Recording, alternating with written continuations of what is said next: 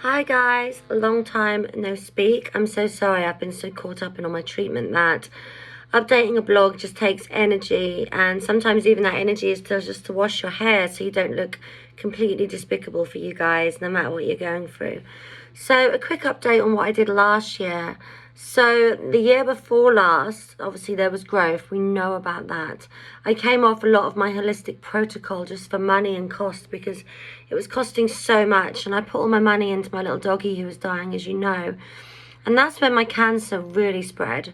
So when we had growth 2 years ago, I then went quickly onto lomustine chemotherapy, which I did in January the year before last.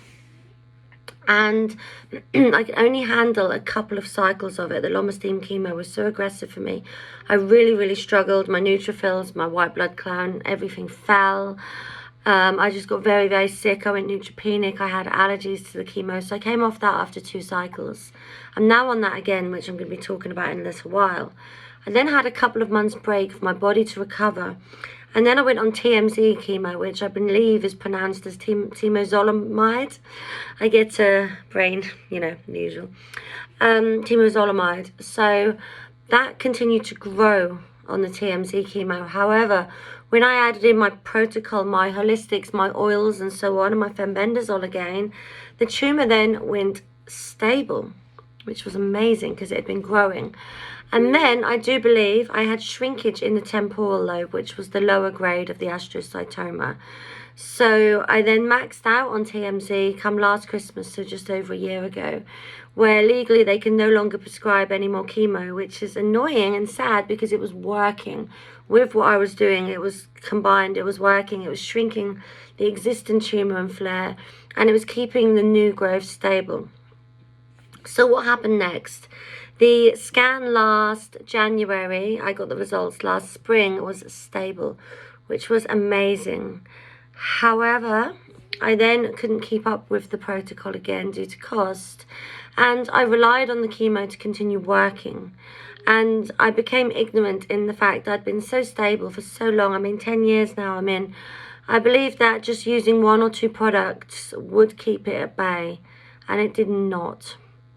And last September, so my routine scan was December, but last September I was rushed into acute oncology with sickness, and the pressure in my brain was making me so sick that they did an emergency MRI.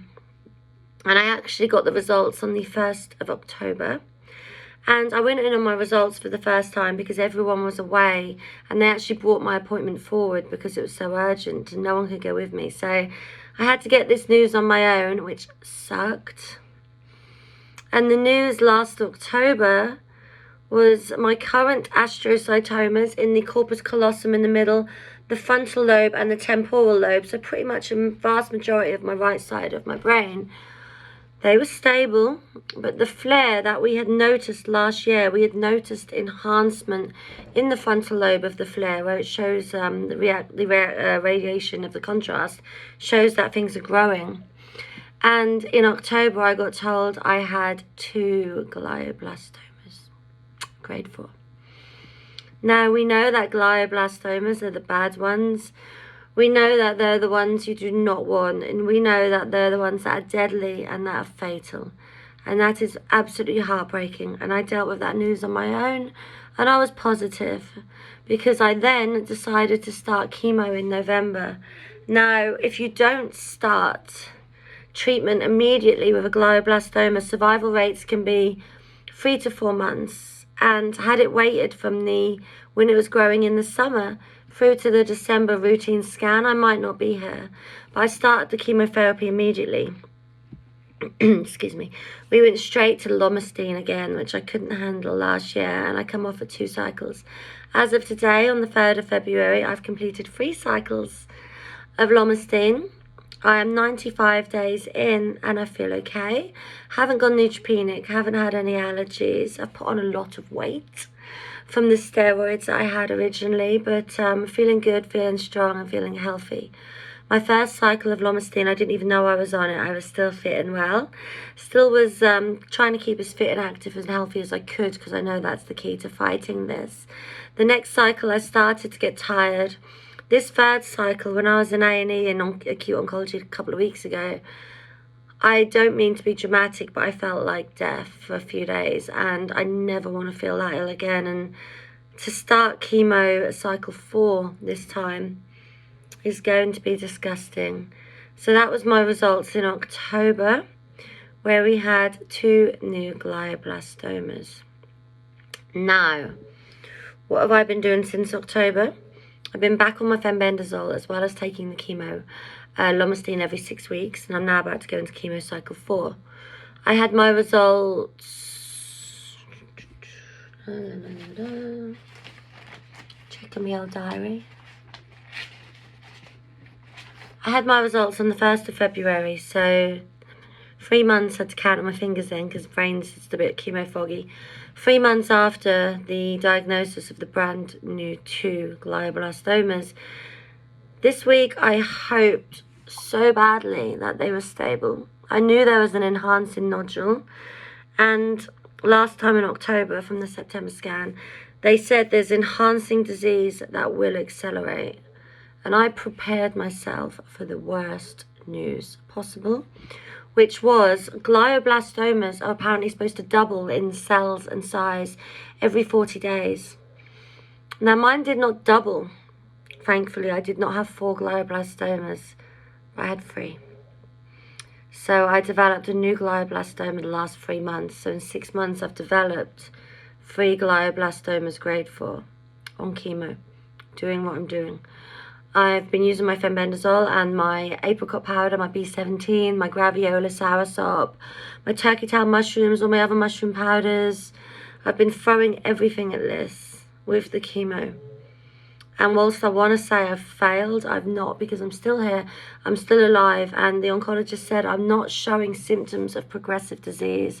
Other than the awful migraines I've had this last 6 months, I'm not showing any symptoms, which is great. I've had no more seizures, which is just a miracle, because they were ruining my life. But now I've got the wait for the next 3 months of, are these glioblastomas growing? Are they stable? Or will they kill me? We don't know. I'm just going to keep doing what I'm doing. I'm trying to build my oil tolerance up again. My THC, and I'm using lots of CBD because I cut down on that, which was very silly. I shouldn't have. And we're going to scan again in March, April, I think. Start the new cycle of chemo on the 6th of March. So 3 or 4 weeks time in February. Being shorter, so I'm not ready for chemo cycle 4. I feel tired. I feel sick. It's what I display in public is a lot better than how I feel. You know, I've popped a tiny bit of face on. I've washed my hair. Most of the time I look like disgusting. But I do not want to do cycle 4, but I will, because I am actively growing glioblastomas, and I will not take radiotherapy. I know I've always said I won't take chemo, but so far I've survived over a year's worth of chemotherapy the first time round with the lomustine and TMZ.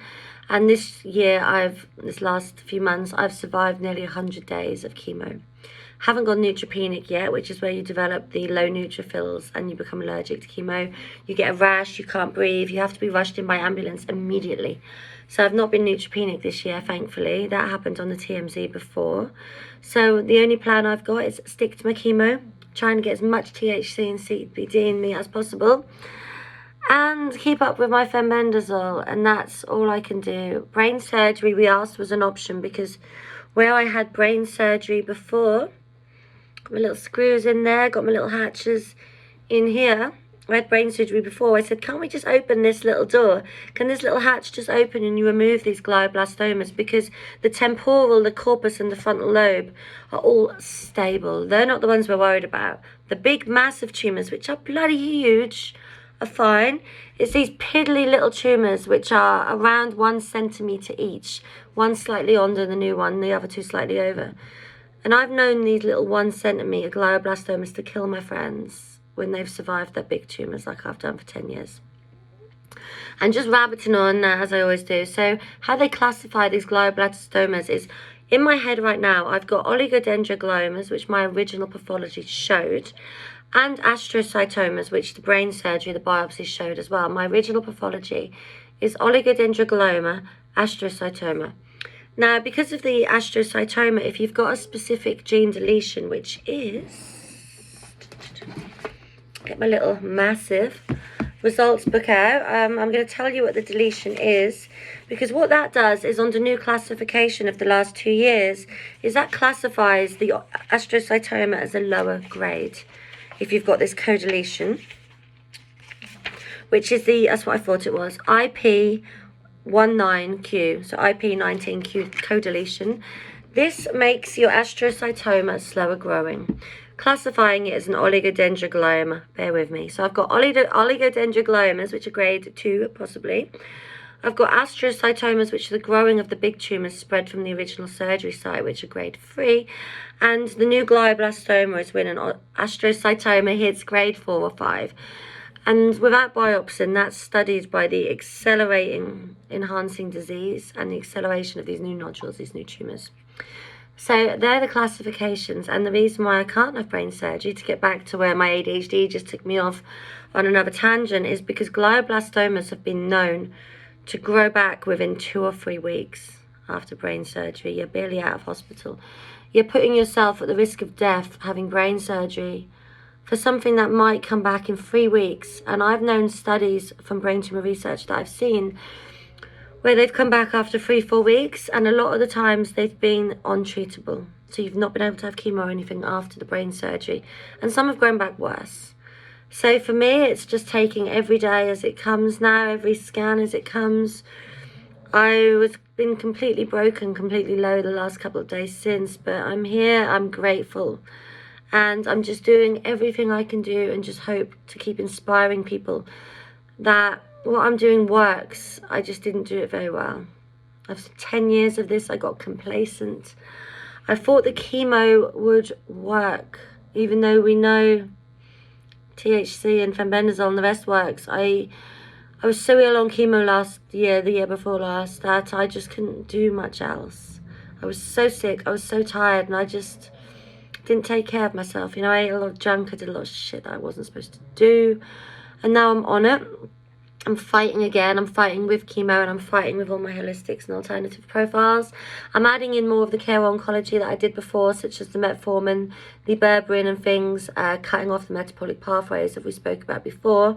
I'm going to post my full protocol online this week, and I'm targeting those mother cells. I'm actively going to be targeting the stem cells of these brain tumours, because without killing the stem cells, which chemo cannot do, they are never going to stop until I stop, until they kill me, because this will be fatal.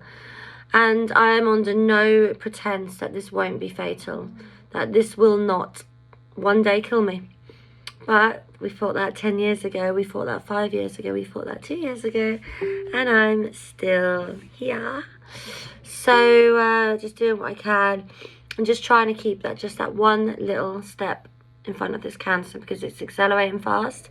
So I've just got to be faster. Sorry for the delay in updating. That's everything that's been going on with chemo and growth, and I'll update you all on my specific protocol for brain cancer this week.